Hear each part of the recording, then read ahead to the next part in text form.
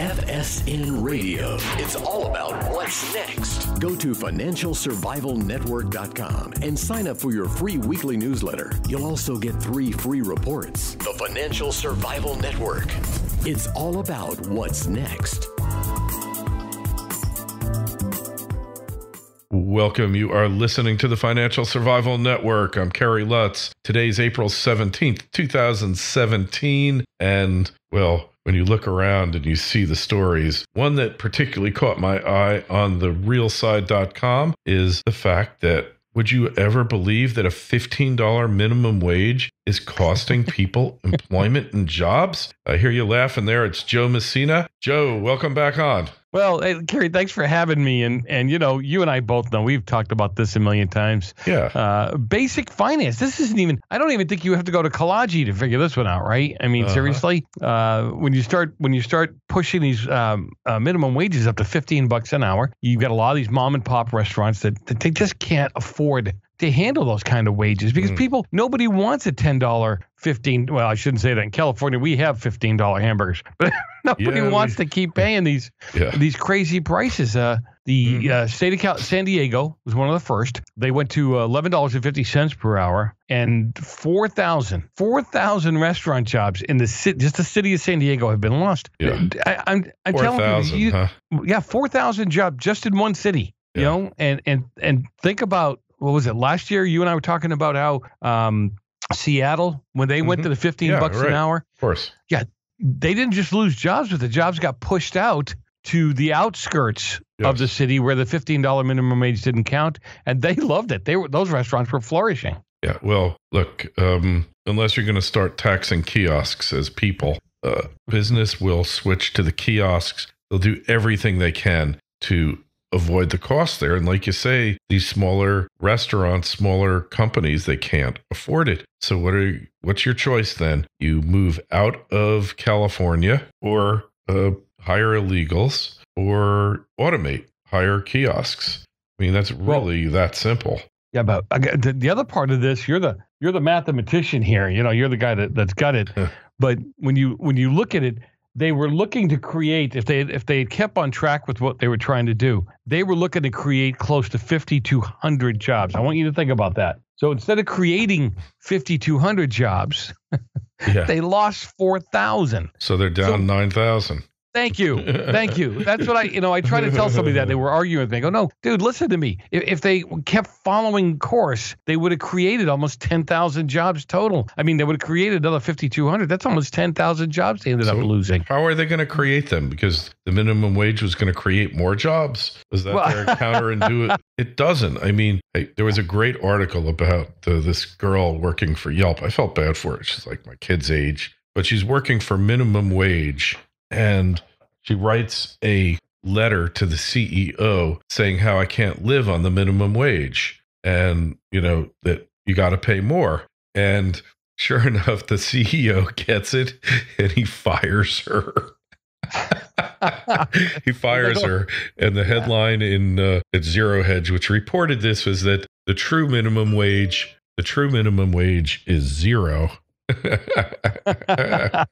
Yeah, well, look, and people need to realize something that the mom and pop, which is a lot of these restaurants, the mom and pop restaurants, you know, they have a budget of X amount a year. They know what they can spend. You know, remember, when you go out to eat, it's disposable income, and you don't have to spend money there. So, you know, when things tighten up and food costs more money, less people eat there. You know what that means? I need less servers. I need less busboys. I need less cooks. And look, you might have had that extra busboy on there as a favor to the wait staff, but then he goes up from $10 or whatever you were paying him, $9 to 15, and you say to the wait staff, "Look, how about if I give each of you half $1 more per hour?" Or $1 more per hour, $50 a week, because this busboy is now costing me $600 a week. There's 4 of you. I'll give you each $75 a week more if you do his job too. So you're becoming more efficient to eliminate the need for that marginal worker who is putting you into the black. Hey, I'm going to be generous. I'm going to split the difference with you guys. You know, he would make 600, Jose or whomever would make 600 a week, but I'm going to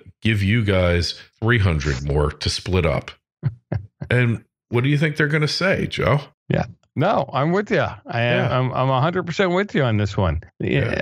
I don't know. You know what it is? The problem is we've got people making these laws.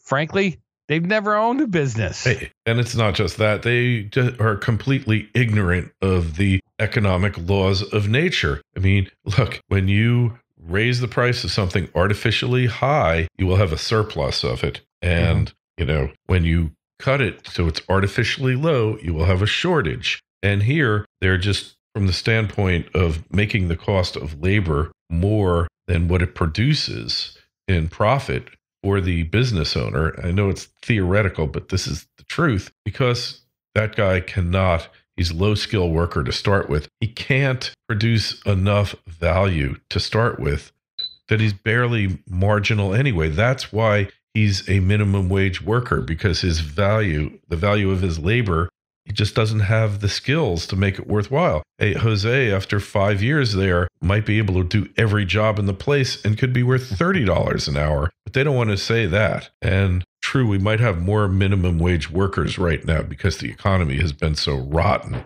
But why has the economy been so rotten? It's not because they're confusing cause with effect. They're saying the cause of the rotten economy is all these minimum wage workers, when really that's the effect of the rotten economy, and it's deliberate. It's just deception, and how anybody falls for it, I don't know. But it's to be expected, isn't it? Well, isn't it funny how you want to lock these people, you want to give them a living wage while they're working at, Burger King, McDonald's, whatever, at $15 an hour. You lull them into a false sense of security. You get them living at that level. And what are you really doing to these people? You're dumbing them down. You're not giving them any incentive to try harder to get out of that job that they're in or to move up in the company. Yeah. Yeah, and I think everybody can improve their lot, no matter where their position in life is. You can improve learning additional skills, right? So maybe the guy isn't going to make it as a busboy, but he learns some web design in his spare time, and he starts doing web design at night, virtual assistant work, whatever it takes. The person does it to improve their skill level. But we seem to have lost sight of that fact. In this country. A lot of other facts we lost sight of, like the American flag not being welcome at UC Davis, although I don't know when it was. When was it ever at any University of California? You know what? That's the other thing. We should let California go, and I live here. Mm-hmm. Okay, but I'm saying let's let it go, because they don't really like us anyhow. Yeah. You know what I'm saying? They're not interested in anything that we've got going on here. And so, again, you get up there, UC Berkeley. I'm sorry, UC Davis. Yeah.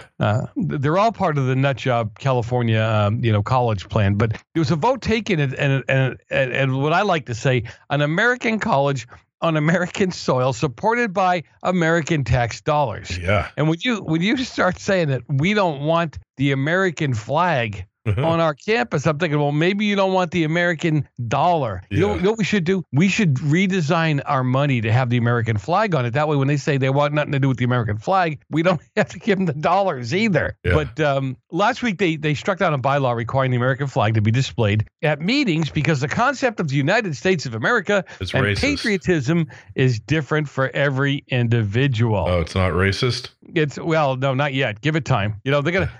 But think about this. They want to be all-inclusive. Mm-hmm. And then they say the American flag is different for every individual, which means it would include everybody, doesn't it? Yeah. Well, I have the solution. It worked in Vietnam. It'll work for California. We have to kill California to save it. Remember? We had to kill the village to save it. We must kill California to save it. It's the only thing that'll work here, Joe. Yeah, I think this is hilarious though. They're saying that the American flag can't be they have meetings on campus all over the place, right? And they probably got a gazillion. You know how it goes on places like that. They've got a gazillion of these flags in the closet. They just yank them out, put them up where they need them. Right. But they're required by law. I believe every public exhibition area, every university auditorium, and any assembly area you got to have a flag, and you have to have a flag in front of the building too. If I'm not mistaken, I think every school must have a flag in front of it. Well, yeah, but wait a minute. Think about something else here too. Here's a flag. It stands. I mean, only people come to America for its educational opportunities, right? They come to America because of the level of education at the college levels, especially to California. And it's the American Constitution. It's what America stands for. It's what our military men have died for, to give you some of the freedoms you have and the educational rights you have. And they want to remove that very thing that gives them the educational rights that they need to move forward. Yeah. There's amazing. Yeah, it's what do you expect? Look what we're dealing with here. I know. I'm still constantly amazed. Yeah, well, but I'm easy. Yeah, I know what you mean. I mean, really. But where should the flag be displayed? In or near every schoolhouse on school days, on or near the main admission building of every public institution each day, and in or near every polling place on election days. All right. But there's other ones because public institution is it. Last I heard, college was actually a public institution. For now. Yeah, right. Give it time. Well, they should be institutionalized, most of the people attending. I will agree with that. Yeah. So, I mean, but I knew there was like a definite law that actually dealt with that. You're not supposed to put it with the Union side upside down, meaning the star is down, and unless you're in distress. Or also, it shouldn't touch merchandise or touch like water or stuff. It needs to kind of hang freely. I mean, it's like unbelievable. Like these people, what reality zone are they living in? My goodness, that's as bad as these women who want their own beer feast. I hate to break it to them, Joe, but you know what the sex of most people who drink beer is? You want to take a guess? I would probably take a guess that it is men. That would be my right. Women drink wine. There are some women that drink beer. My girlfriend would have a beer every now and then, but given her choice, she'd always go for the wine. So hey, we got equality because it's okay for a woman to smoke a cigarette now. Remember when that wasn't right? It's okay for a woman to drink a beer, but now they want their own beer fest. Yeah. This it gets extremely crazy because think about something. It's not even let's get past the beer fest thing for a minute. It's what the beer fest is centered around is that they're trying to bring to light or they're trying to bring out the best woman master brewer. So apparently there aren't enough women in the brewing business, I guess. And I get a kick out of this because maybe there aren't many women applying for that position. Doesn't sound like something. Don't drink beer for the most part. There are a lot that do, but it's generally not their primary drink. Right? Am I right? No. Hey, I'm with you. But this will not surprise you. But this has been put together by a group called the Femme Collective. Okay. Oh, they don't really exist. This is a fake story here. I have to tell you. I don't believe it. You believe the story? Well, we can solve it, though. We can definitely solve the problem. We just do affirmative action for female and minority brewers, because if there's not enough females, there's certainly not enough minorities, Joe. So let's just solve both problems at once. Start an affirmative action program. It works, doesn't it? Well, what I love about this is you and I talked about this earlier. I said, why don't they just have a master brewer contest? Just one. Yeah.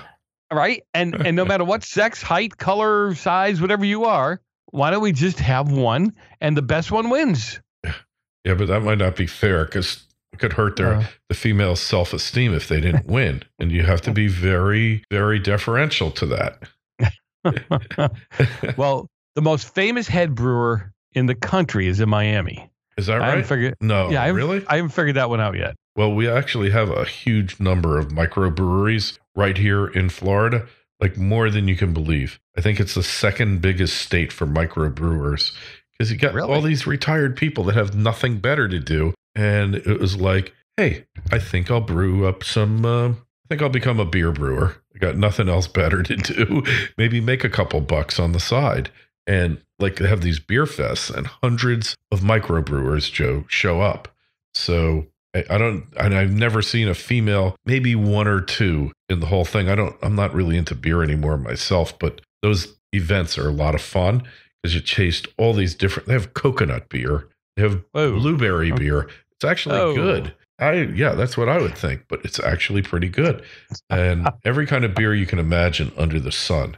So, hey, what can you tell? The Femme group, they should go back to the drawing board. And Kerry, I'm so old. I remember complaining about light beer, right? I mean, what the heck is light beer? Who wants a light beer, right? Remember that? Yeah, but less calories, man. They cashed in on a trend. It's like low tar cigarettes. You drink twice as much, right? It's like low nicotine light cigarettes, right? Oh, yeah. They're still going to kill you, but hopefully they'll do it slower. Right? Oh, God. We're a sick lot. We are a sick lot. I'm waiting for the big flush. Yeah. Well, at this rate, it won't be long. I mean, hey, what do you think is going to be with North Korea? Like, what's your opinion that's going on there now? I don't know. How far do wooden missiles actually travel? That would be my question. I think they light up the sky pretty well. They just start burning on the pad.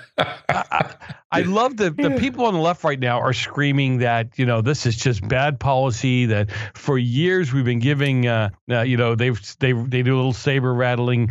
We give them what they're looking for. They go away and they play nice. They're going, no, they haven't played nice. Because if they did what they were supposed to do, they wouldn't have any nukes right now. They wouldn't even have to be close to having nukes or missiles, right? Well, we've got two carrier groups there already and two more on the way. Do you think maybe Trump's way of doing business is a little bit different than his predecessors, both Republican and Democrat, because nobody's been able to figure out how to deal with those nut jobs there, right?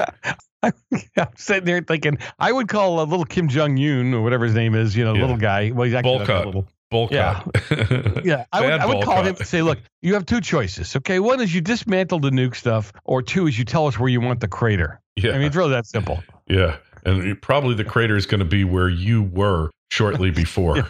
Well, I think the mother of all bombs are heading there, obviously. I mean, that thing of dropping the Moab in Afghanistan, it's like the Moab heard round the world, right? Yeah. Well, hey, think of what when he dropped that. My joke that night on my show was, okay, so here's the deal. He does the Syrian bombing, okay, and I realized people said that wasn't a big deal. It didn't do a whole bunch of damage. I said, no, that wasn't the point. The point was he made a point that we're going to take action. No matter what the action is, you don't know how far he's willing to go with it. He's going to take action if you're not playing right. And then when he dropped the Moab, right? Then you got the Dems saying, well, hey, look, he only killed 36 people. Nah, you don't know that. Well, because we're in total well over 100. Yeah. And hundreds. He ruined, right. And then he caved in a whole bunch of those tunnels that they used to move drugs around, that they used to move terrorists around. And the biggest thing he said was a shockwave. He told our allies, we're back. We're willing to have your back. We're willing to lead if we need to. And he told our enemies, you can't build your fallout shelters too deep, right? Yeah, that's for sure. Well, and look, when did he launch the missile attack? When the president of China was like hanging out having dinner. A little message there, and said, "Hey, wait a second, Xi, I gotta go give an address here. We just bombed Syria." And then the whole Moab thing was even more fascinating. Was he just said to the people on the ground, do what you got to do. And the general there said, this would be a good application for the Moab. And they dropped it and then said to Trump, by the way, we're dropping a Moab. Like, go ahead. He's like, hey, my dealings with him, I know he's not a micromanager. He holds people accountable, says, go out and do your job. And, then we'll talk about it. Yeah. And it's fascinating. And, I'm not a warmonger. I'm not in favor of war. I believe we've been too fast to resort to it in the past, especially in Iraq. Not so much Afghanistan, but certainly Iraq and Libya and wherever else you can name it. So, but once you're there, you own the place, so you don't have a choice. Right. So there's no point arguing about it now, but we have to measure this use of force very carefully. But once you're in a situation that requires it, you can't be reading terrorists their rights. In Afghanistan, that is the first thing. When Obama became president, the Attorney General, Eric Holder, demanded that anybody captured on the battlefield in Afghanistan have their rights read to them. It wasn't widely publicized, but what kind of nonsense is that? A, they don't speak English. B, they're military combatants captured on the battlefield or close to it. Their rights are questionable, you know? Well, look, go one step further. First of all, he's got no, what's his name? The AG's got no power overseas. That's number one. And number two is the Supreme Court's already stated several times that our Constitution does not extend to people of other countries in their countries.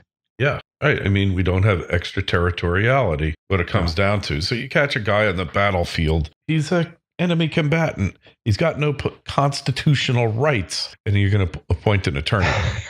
So I have a great story for you here out of China. So the largest aluminum maker in the world, manufacturer in China, is basically about to go bust. It's known as the China Hangzhou Group. And I mean, they make more aluminum, like almost twice what Alcoa does. And they've claimed for the past however many years, they had an average operating profit margin of 27% the past 5 years, as opposed to the Aluminum Corp of China, which was losing money, and Alcoa, which had a 6% operating margin. So, I mean, a little crazy there. So this, you've got all of these basically zombie companies in China that would never exist but for all the free government money. And there was a story about a dairy company that busted out. And I don't know how I missed this when it happened, but it was back in May of last year. And they were doing a sale leaseback of cows. They had what we call a BDO, derivative security, a bovine, killed it. A CBO, collateralized bovine obligation. Oh my God. I mean, you can't make this stuff up, Joe. Unreal. Just unreal. I am amazed at some of the crazy stuff that you see happen and that I see happen. We do the stories on a regular basis. This one was great, though. I mean, they were just doing a sell leaseback of their cattle. Wow. I mean, who would think you're obviously seriously broke when you don't even own your milk producers, Yeah, but isn't that just as crazy as our Fed, right? I mean, they're loaning us our own money and collecting on it. Well, at least somebody's getting screwed on that deal. Somebody's making out there. The Chinese are creative. You got to give them. Look at it was in China where they created all these empty cities, right, just to keep people working. Yeah, absolutely. I mean, you could only have one child or something like that in China, right? One or two children. I can't imagine they're going to fill those cities up. Well, how they'll get people in there at the barrel of a gun. Yeah, there was a guy out of China that said that he worked one of those cities forever, and he strictly did maintenance. These were brand new cities that nobody lived in, and they were doing maintenance on them. What about the largest mall in the world? It's in one of these ghost cities. It's a ghost mall. I mean, here at least when we have empty malls, we knock them down. But there, they just keep maintaining them, saying, if you build it, they will come. That's like their mantra. You can hear it. If we build it, they will come. If we build it, they will come. But guess what? They're not coming. Not coming. Unless you forcibly relocate people, which is going to cause tremendous social unrest. Oh, but it's a beautiful condo. And even though you can't afford to pay the rent, welcome to your new home.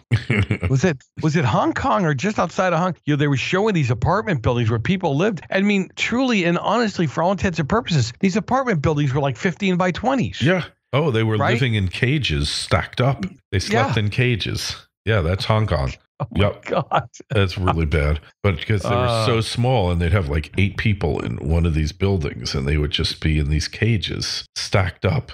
Oh, it was horrible. Yeah. It was quite interesting though. But you got to give them credit for the way they maintained space, the way they took care of stuff, the way they walls that moved around, beds that popped out from the side. I'm thinking, wow, they somebody sat and worked that through. Hey, if you want to see a fun, you're into real estate shows, you know what? Watch one of the House Hunters International that takes place in Asia, like in Hong Kong. They're looking like literally a place you can't lie down, and every piece of space has like 10 different uses. Like you said, like the kitchen turns into a bathroom and a shower. I mean, man, they really do value their space there, but not much of it. Yeah. Hey, I feel like I don't live in as big a house as I used to. I've downscaled. Now the kids are gone and all that. But I like a little bit of space so I don't feel claustrophobic, so I have different spaces in my house that I can do different things like watch TV or meditate, or my office with the computer and all that. You need your spaces. That's something as Americans we just totally take for granted, but you shouldn't, because it is a luxury to most of the world. Even in Europe, you go to those old cities and the apartments are like matchbox size. Oh, yeah. Yeah. Yeah, you're right. I don't know. You're right. We do take a lot for granted here. We take a lot for granted in the size of the spaces we live in and all of that. So I don't know. Yeah. Well, so be grateful is the thing, because, hey, if you're not going to be happy. No. Always looking for the next fix, for the next big thing. Again, like I said, I wanted to downsize when my last daughter left the house. My youngest daughter left, and it was like we waited like just a couple of months too long, and everything took a nosedive. Yeah.